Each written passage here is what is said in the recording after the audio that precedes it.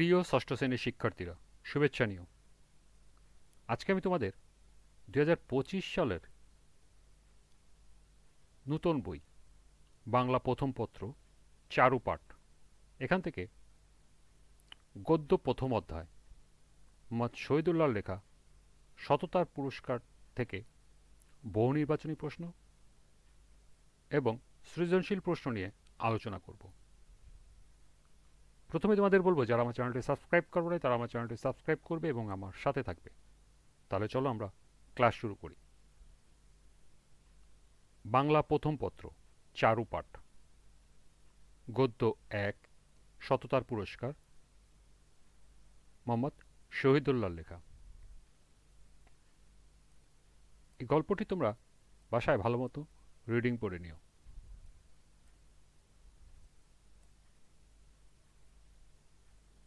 এরপরে আছে শব্দার্থ ও টিকা। এই শব্দার্থগুলো অবশ্যই বাসায় ভালো করে মুখস্থ করে নেবে। পাঠ পরিচিতি, লেখক পরিচিতি, এগুলো পড়ে নেবে। এখান থেকে তোমাদের বহু নির্বাচনী প্রশ্ন থাকতে পারে। এখন আমরা অনুশীলনী প্রশ্নগুলো দেখব। অনুশীলনীর প্রথমে আছে বহু নির্বাচনী প্রশ্ন। এখানে কয়েকটি প্রশ্ন দেওয়া আছে, লক্ষ্য করো। 1, ফেরেশতা কেন আরব দেশের লোকদের কাছে এসেছিলেন? 4টি উত্তর দেওয়া আছে। ক, সাহায্য নেওয়ার জন্য, খ, পরীক্ষা নেওয়ার জন্য, গ, শিক্ষা দেওয়ার জন্য, ঘ, মূল্যায়নের জন্য। 2, অন্ধ ব্যক্তি ফেরেশতাকে সব কিছু দিতে রাজি হয়েছিল কেন? এখানেও 4টি উত্তর দেওয়া আছে। এরপরে এখানে একটি উদ্দীপক দেওয়া আছে। উদ্দীপকটি পড়ে 3 এবং 4 নাম্বার প্রশ্নের উত্তর দিতে হবে। 3 নম্বরে আছে, উদ্দীপকের কাশিমের সাথে সততার পুরস্কার গল্পের কার সাদৃশ্য রয়েছে? এবং 4 নম্বরে রয়েছে, উদ্দীপকে কাশিমের সাথে সততার পুরস্কার গল্পের যে দিকটি প্রকাশ পেয়েছে তা এখানে দেওয়া আছে। এখান থেকে তোমাদেরকে সঠিক উত্তরটি বেছে নিতে হবে। এই 4টি বহু নির্বাচনী প্রশ্ন দেওয়া আছে। চলো আমরা এর সমাধানটি দেখে নিই, সেই সাথে কিছু সম্ভাব্য বহু নির্বাচনী প্রশ্ন দেখব।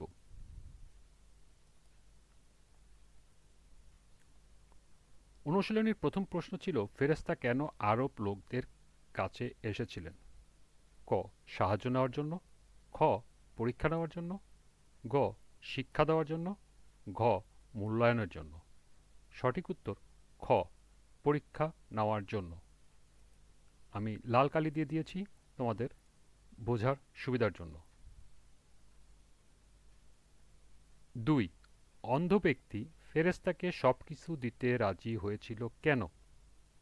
ক, আল্লাহর প্রতি কৃতজ্ঞ থাকায়, খ, তার ছাগল বেশি হয়েছিল, গ, তার আর ধন সম্পদের দরকার ছিল না, এবং ঘ, সে অকৃপণ ছিল।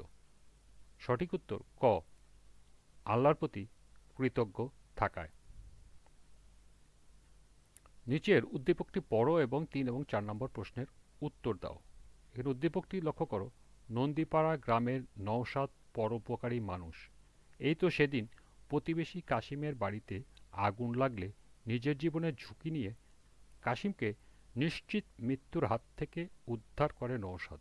এর কিছুদিন পর নওশাদ একটি দুর্ঘটনায় হাসপাতালে যখন চিকিৎসাধীন, তখন কাশিম নিজের রক্ত দিয়ে নওশাদকে সুস্থ করে তোলেন। এই হলো উদ্দীপক। এখন এখান থেকে প্রশ্ন আছে দুটি। প্রথম প্রশ্নটা হলো, উদ্দীপকে কাশিমের সাথে সততার পুরস্কার গল্পের কার সাদৃশ্য রয়েছে? ক, ধবলরোগী, খ, টাকাওয়ালা, গ, অন্ধলোক, এবং ঘ, বিদেশি। সঠিক উত্তর গ, অন্ধলোক।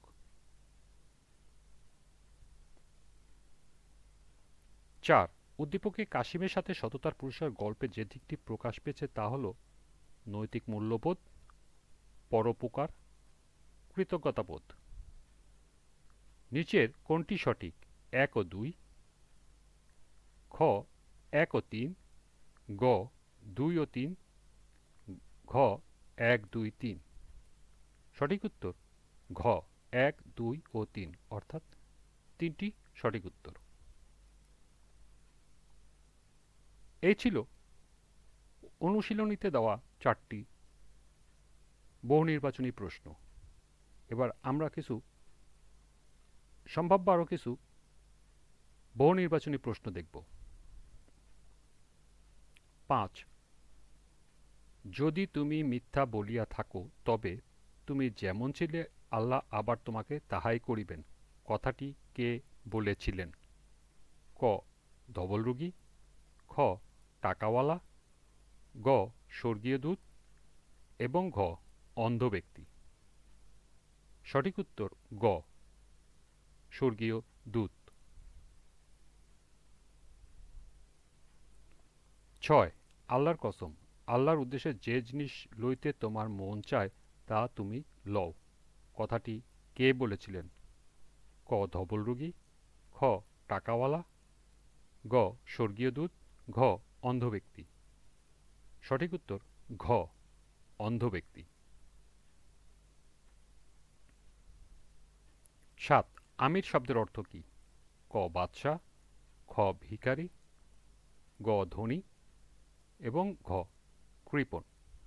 সঠিক উত্তর গ ধনী।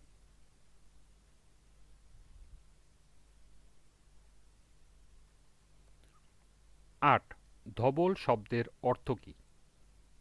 ক এক প্রকার চর্মরোগ, 2 শ্বেতরোগী, 3 চামড়া ও চুল সাদা হয়ে যাওয়া, ঘ উপরের সবগুলো। সঠিক উত্তর উপরের সবগুলো।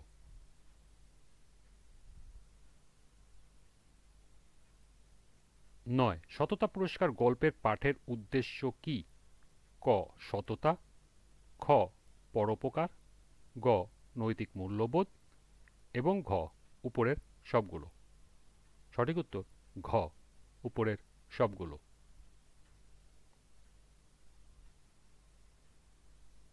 10, তোমার জিনিস তোমারই থাক, তোমার পরীক্ষা লওয়া হইল, কথাটি কে বলেছিলেন? বাদশাহ, ফেরেশতা, আল্লাহ, আমির। সঠিক উত্তর খ ফেরেশতা। সর্বশেষ প্রশ্ন, মোহাম্মদ শহীদুল্লাহ ছিলেন ক বহু ভাষাবিদ, খ পণ্ডিত, গ ডক্টর অফ লিটারেচার, ঘ উপরের সবগুলো। সঠিক উত্তর উপরের সবগুলো। এই ছিল সম্ভাব্য বহু নির্বাচনী প্রশ্ন।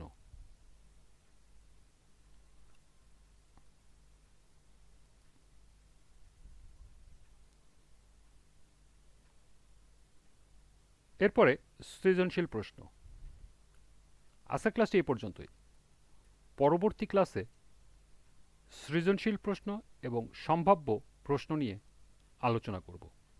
সবাইকে আবারও বলছি, যারা আমার চ্যানেলটি সাবস্ক্রাইব করো নাই তারা আমার চ্যানেলটি সাবস্ক্রাইব করবে এবং আমার সাথে থাকবে। সবাইকে পরবর্তী ক্লাস দেখার আমন্ত্রণ জানিয়ে আজকের মতো আমি এখানেই বিদায় নিচ্ছি। আল্লাহ হাফেজ।